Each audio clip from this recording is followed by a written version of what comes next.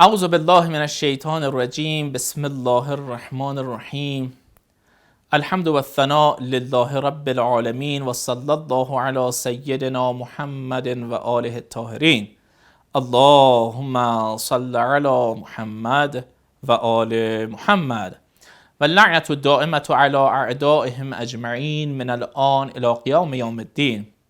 Assalamu alaikum, all dear brothers and sisters in Islam and all dear listeners.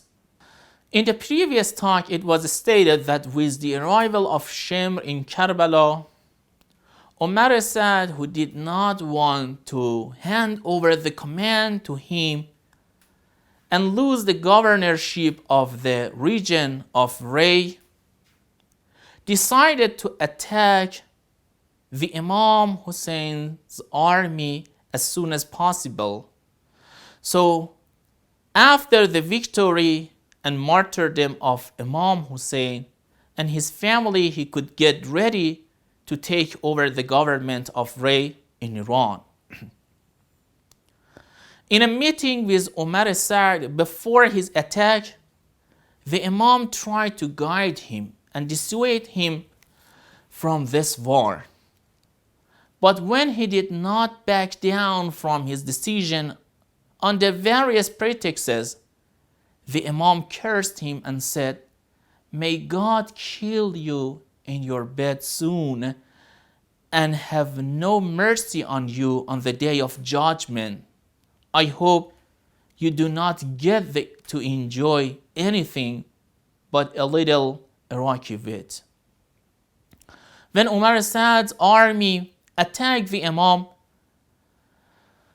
Ibn Qais said sarcastically to Zuhair that you were not a Shiite but an Usmani, so why are you in Hussein ibn Ali's army? He replied, I didn't write to him like you and didn't promise to help him, but when I saw him on the way, I remembered the messenger of God and the Imam's relationship with the Prophet. When I realized that he is on his way to you and his enemies, I decided to help him and sacrifice my life for him in order to preserve the right of God and his messenger that you abandoned.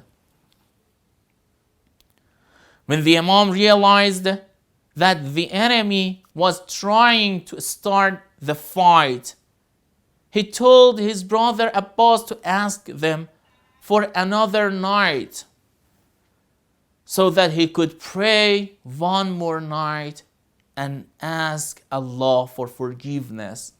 He continued to say, God knows that I really love prayer and recitation of the Holy Quran and asking for forgiveness. Umar Saad asked his companions about the Imam's request. Amr ibn Hajjaj said to him, by God, if they were one of our worst enemies and had such a request, you should have accepted, let alone that they are the family of the Prophet of Allah. So Umar Saad decided to postpone the attack until the next day, the 10th of Muharram.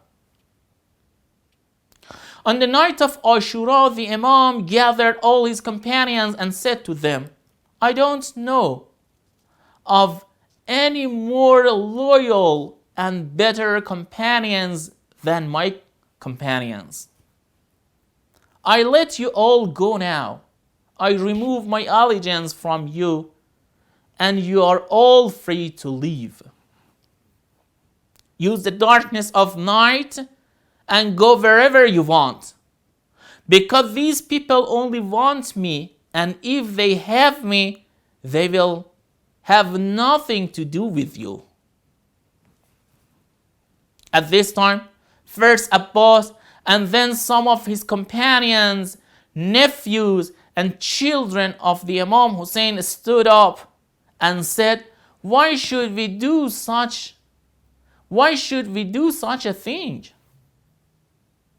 May God never brings a day on which we will live after you.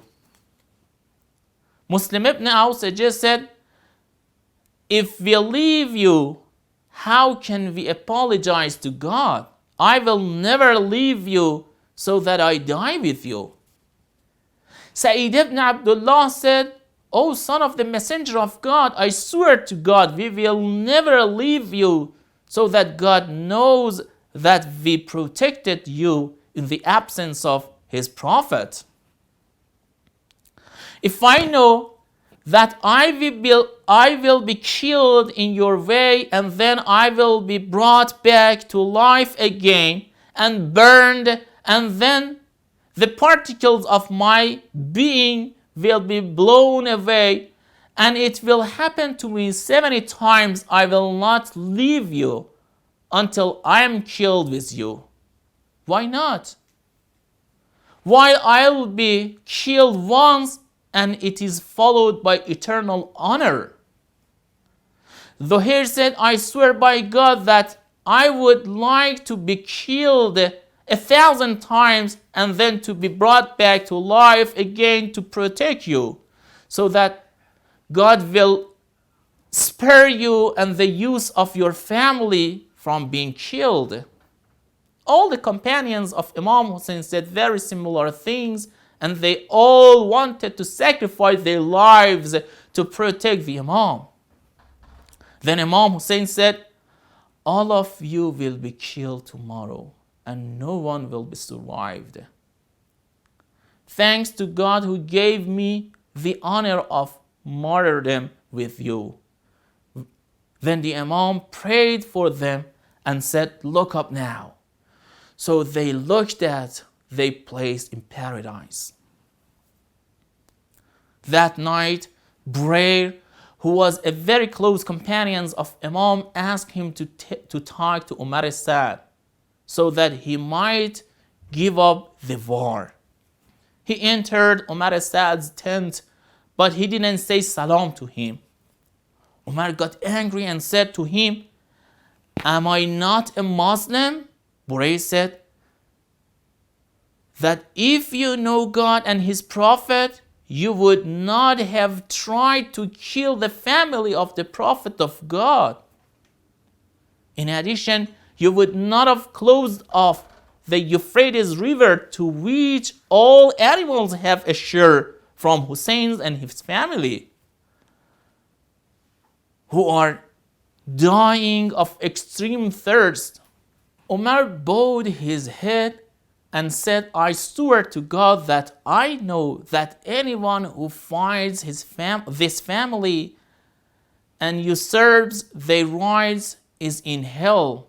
But do you suggest that I leave the governorship of Ray to be given to someone else? While it is my wish, I swear to God I cannot forget it. I cannot forget it. Burair was disappointed to hear those words and came to the Imam and said, Umar Sa'd has agreed to kill you so that he can gain the governorship of Ray in return. So the dream of governorship of Ray prevented him from accepting the last advice of the Imam and his companions, and his hand was stained with the blood of the best people on the earth. Finally, according to the curse of Imam, he was killed shortly after Ashura, so that the dream of ruling over the region of Ray remained only a wish for him forever. Thank you very much, all dear brothers and sisters and all dear listeners. وصلى الله على سيدنا محمد وآله الطاهرين.